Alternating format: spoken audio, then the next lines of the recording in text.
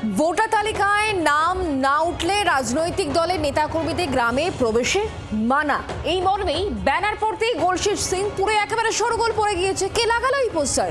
মুখে কুলুপ গ্রামবাসীরা।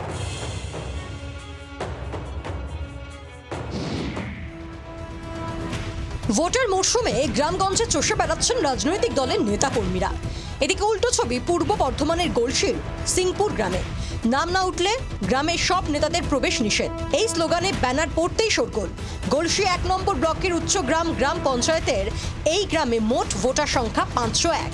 এর মধ্যে 102 জনের নাম যাচাইয়ের জন্য বিবেচনায় ছিল।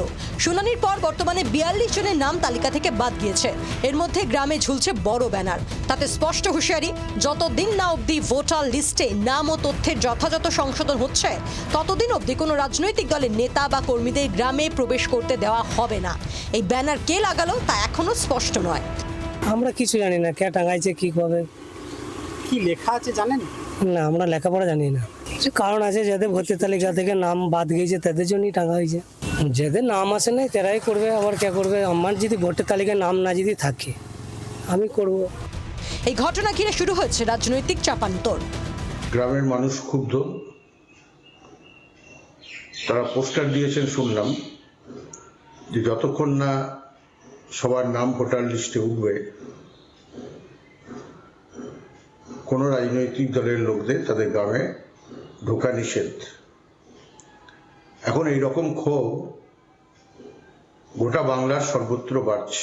পশ্চিমবঙ্গে মানুষকে বিভ্রান্ত করছে শাসক দল তৃণমূল। তারা জেনে গেছে তাদের পায়ের তলায় মাটি নেই। সিপিএম তৃণমূল যেভাবে দুর্নীতি করে গেছে, মিথ্যাভাবে মানুষকে প্রতিশ্রুতি দিয়ে গেছে, তারা সম্পূর্ণ কাজ করতে পারেনি।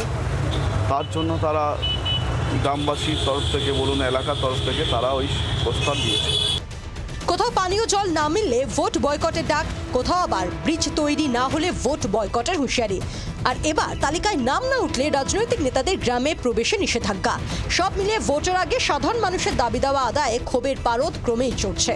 ক্যামেরায় শেখ আজিজুলের সঙ্গে অরূপ লাহার রিপোর্ট, জি 24 ঘন্টা। বাংলার আওয়াজ, বাঙালির আবেগ, জি 24 ঘন্টা।